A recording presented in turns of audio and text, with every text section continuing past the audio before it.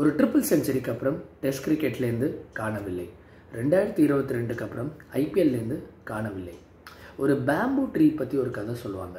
அது முதல்ல பெருசாக வளராது. ஒரு 3 மாதம் நீங்கள் தண்ணி ஊற்றிக்கிட்டே இருந்தாலும் அந்த செடி ரொம்ப சின்னதாக இருக்கும். திடீர்னா அந்த விருட்சம் பெருசாக வளரும் அப்படின்னு. கருண் நாயரோட கதை கிட்டத்தட்ட அப்படி தான். ஒரு கிரிக்கெட்டருக்கு என்னெல்லாம் கஷ்டம் வரக்கூடுமோ அண்ட் வரக்கூடாதோ அது எல்லாமே ஒரு சேர வந்தது கருண் நாயருக்கு. ஆனால் அதை பற்றி நீங்கள் புலம்புறது ஒரு விஷயம். பட் அதை எப்படி நீங்கள் அந்த சேலஞ்சஸை ஓவர் கம் பண்ணிட்டு நீங்கள் வென்று குவிக்கிறீங்கிறது தான் பெரிய விஷயம். ஹேட்ஸ் ஆஃப் அதுக்கு. கருண் நாயர் அதை படிப்படியாக செஞ்சுருக்காரு, தனிமையில் செஞ்சுருக்காரு, பெரிய உழைப்பு போட்டிருக்காரு.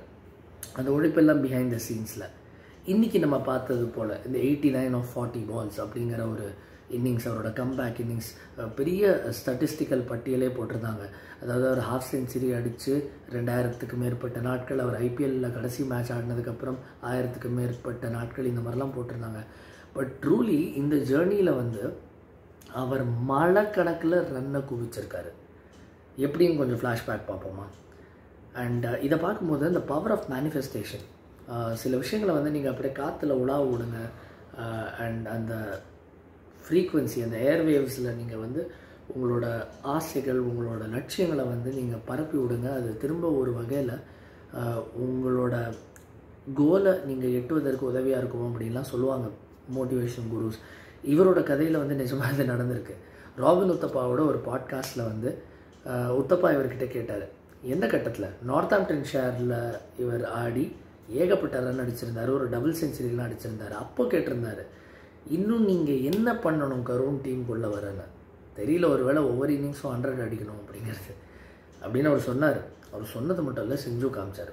அந்த விஜய் ஹசாரே ட்ராஃபிக்கு வரதுக்கு முன்னாடி அவரோட ரஞ்சி ட்ராஃபி கேம்பெயினை பற்றி பேசுவோம். 800 ரன்னுக்கு மேலே அடிச்சிருக்காரு, 4 செஞ்சுரி. அண்ட் முக்கியமாக கேரளாவுக்கு எதிரான ரஞ்சி ட்ராஃபி ஃபைனலில் ஒரு க்ரூஷியல் 80+ இன்னிங்ஸ் அண்ட் 135 அடித்து டைட்டில் வெளில வச்சார். விதர்பாவை 3வது முறையாக டைட்டில் வெளில வச்சார். அண்ட் விதர்பாவுக்கு அவர் எப்படி மூவ் ஆனார்?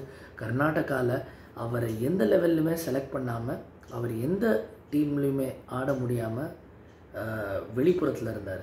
ஸோ ஆபி குருவில்லா அண்டர்-19 இவருக்கு செலக்டராக இருந்தவர். இவருக்கு நல்ல தொடர்பு உடையவர், நல்ல நட்பு உடையவர். அவர்கிட்ட இவர் சொன்னார், எனக்கு ஏதாவது ஒரு டீமில் இடம் கிடைக்குமான்னு. உடனே விதர்பாவுக்கு ஒரு ஃபோனை போட்டாங்க. விதர்பா இவரை ஸ்வீகரித்தாங்க. அண்ட் அதுக்கப்புறம் ரெஸ்ட் இஸ் ஹிஸ்ட்ரி. ரஞ்சி ட்ராஃபியில் இவர் அடித்ததை பற்றி பேசணும் இல்லையா? விஜய் ஹசாரேக்கு வந்தார். விஜய் ஹசாரே ட்ராஃபி இந்தியாவோட பிரீமியர் லிஸ்ட் ஏ காம்படிஷன், 50 ஓவர் காம்படிஷன். அங்கே ஜேம்ஸ் ஃப்ராங்க்லினோட ரெக்கார்டை பிரேக் பண்ணார். அதிகபட்ச ரன்கள் அவுட்டே ஆகாமல் 500க்கு மேற்பட்ட ரன்கள். இது இன்னும் கான்டெக்ஸ்டில் போடணும்னா 6 இன்னிங்ஸில் 5 சதங்கள், 500 அடிச்சிருக்காரு. அண்ட் அந்த 6வது இன்னிங்ஸும் ஒரு 40க்கு மேலே ஒரு அன்பீட்டன் இன்னிங்ஸ். இவர் அவுட் ஆக்குவது ஒரு பகீரத பிரயத்தனமாக இருந்தது எல்லா அணிகளுக்கும். அண்ட் அங்கேயும் விதர்பாவும் ஃபைனலுக்கு கூப்பிட்டு போனார். ஒரு அற்புதமான ஒரு கேம்பெயின். அதே மாதிரி முஷ்டாக் அலி, சையத் முஷ்டாக் அலி இந்தியாவோட T20 டொமஸ்டிக் காம்படிஷன். அண்ட் அங்கேயும் ஏகப்பட்ட ரன்கள், நல்ல ஸ்ட்ரைக் ரேட்டில். அண்ட் ஐபிஎல் ஆக்ஷன்ஸில் எப்போவுமே ஒரு லாட்ரி தான். சம்டைம்ஸ் சில நல்ல வீரர்கள் கூட விலைக்கு வாங்காமல் போவதை நம்ம பார்த்துருக்கோம். அது யதார்த்தம். ஏன்னா ஆக்ஷன் டைனமிக்ஸ் அந்த மாதிரி. எப்படி நீங்கள் ஒருத்தரை பிக் பண்ணுறீங்க இல்லைங்கிறது நீங்கள் எந்த இடத்துல வரீங்க, ஆக்ஷனில் எந்த கட்டத்தில் வரீங்க, அந்த டீமுக்கான ஸ்பெசிஃபிக் ரெக்குவயர்மெண்ட் என்ன, நிறைய ஃபேக்டர்ஸ் அஃப்கோர்ஸ் உள்ளே வருவதை நம்ம பார்க்கணும். கருண் நாயரை லக்கிலி டெல்லி கேபிட்டல்ஸ் பேஸ் ப்ரைஸ்க்கு ஆக்ஷனில் எடுத்தாங்க. அண்ட் இது அவருக்கு பெரிய ஹோம் கமிங். இன்ஃபேக்ட் ஒரு கட்டத்தில் ஜஹீர் கான் கேப்டனாக இருக்கும்போது அவர் இன்ஜர்ட் ஆன டைமில் இவர் அப்போ டெல்லி டேர்டெவில்ஸாக இருந்த அணியை ஒரு 3 மேட்ச் ஸ்டாண்டிங் கேப்டனாக இருந்திருக்காரு. Life has come a full circle.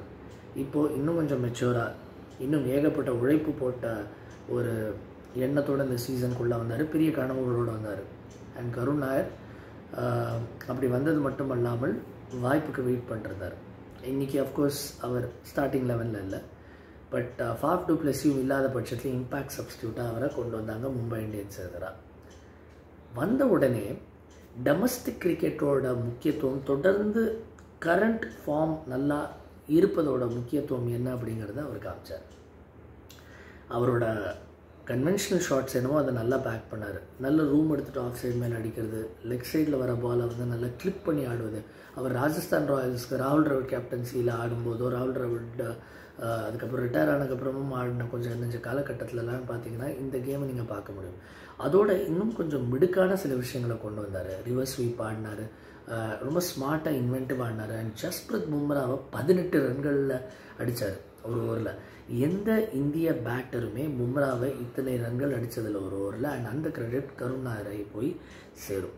And Karun Nair வந்து தொடர்ந்து அவரோட பர்சன்டேஜ் ஷாட்ஸும் மாட்டிருந்தார். பட் ஸ்கோரிங் ரேட்டை பிரமாதமாக அடித்து தூக்கிட்டு போயிட்டு இருந்தார். ஏன்னா Jake Fraser McGurk first ball off the இன்னிங்ஸில் அவுட் ஆனதுக்கப்புறம் கருண் நாயருக்கு வந்த முதல் பந்தும் தீபக் சார்கிட்டேருந்து ஒரு யார்க்கர். அண்ட் பவர் பிளே ஓவர்ஸை கேபிட்டலைஸ் பண்ண வேண்டிய கட்டாயம் டெல்லி கேபிட்டல்ஸ்க்கு இருந்தது. அண்ட் அதை செஞ்சதில் கூர்முனையாக இருந்தவர் கருண் நாயர். அபிஷேக் பொரேல் இன்ஃபேக்ட் நிறைய கேம் டைம் இருந்திருக்கு ஐபிஎல்லில் ரீசெண்ட் டைம்ஸில். பட் அவர் ஒரு செகண்ட் ஃபிடில் தான் ப்ளே பண்ணார். ஏன்னா கருண் நாயரோட வீரியம் அவ்வளோ நல்லா இருந்துச்சு. ஏன்னா இர்ஃபான் பட்டான் ஒரு ட்வீட்டை பற்றி நம்ம பேசணும். அவர் எக்ஸில் போட்ட பதிவில் வந்து அதான் சொல்லியிருந்தார், சமீபத்தில் இருக்கிற நல்ல டொமஸ்டிக் ஃபார்மோட முக்கியத்துவம் நம்ம பார்த்தோம் அப்படின்னு பல்வேறு பேர். ராபின் உத்தப்பா அந்த பாட்காஸ்ட் ப்ளஸ் இவரோட நண்பர் அவரும் சொன்னார் இவர் எவ்வளோ கடினங்களை தாண்டி வந்திருக்காரு. அண்ட் இவருமே சும்மா இல்லை, ஆர்எக்ஸ் முரளிதர் போன்ற கோச்சஸ், மற்ற சில கோச்சஸ், ஜஸ்ட் கிரிக்கெட் அப்படிங்கிற அகாடமியில் இருக்கிற கோச்சஸ், மைசூர் வாரியர்ஸில் இவர் மகாராஜா T20 ஆடும்போது அவங்களோட செய்த உரையாடல், தொடர்ந்து உழைப்பை போட்டுக்கிட்டே இருக்கார். இப்போ அதனால்தான் இந்தியாஸ் டூர் ஆஃப் இங்கிலாண்டில் ப்ராபபிள்ஸில் இவரோட பேர்கள் இடம்பெற்று வருது. ஒரு சலசலப்பு தான் கேட்குது. பட் அது ஊர்ஜிதமாகுவதற்கான எல்லா வேலையும் கருண் நாயர் போட்டுக்கிட்டு இருக்காரு. அவர் பக்கத்தில் இந்த ஒரு ஷேடோ டூரும் இருப்பதாக தெரியுது, India A tour of England. அதுலேயும் கருண் நாயரோட பேர் அடிப்படுதா, அரசல் புரசலாக கேட்க வருது அவர் செலக்ட் ஆவார் அப்படிங்கிறது. Let's hope that happens. And Karun Nair இதே கெத்திஸ்ட் கிரியேட்டிவ் பேஜஸில் அவரோட நீண்ட இன்டர்வியூலாம் பண்ணியிருக்கோம். அந்த இன்டர்வியூக்கான லிங்க்கும் ஷேர் பண்ணுறோம். To give it a watch.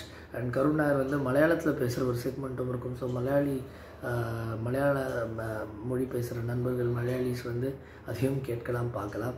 So do like, share and subscribe to get this creative. இந்த வீடியோ உங்களுக்கு பிடிச்சிருந்ததுன்னா and once again congratulations to Karun Nair. And இந்த ஸ்ட்ராங்கான ஒரு ஆட்டம் இன்னும் வெறியாட்டமாக தொடரட்டும். தேங்க்யூ ஃபார் வாட்சிங்.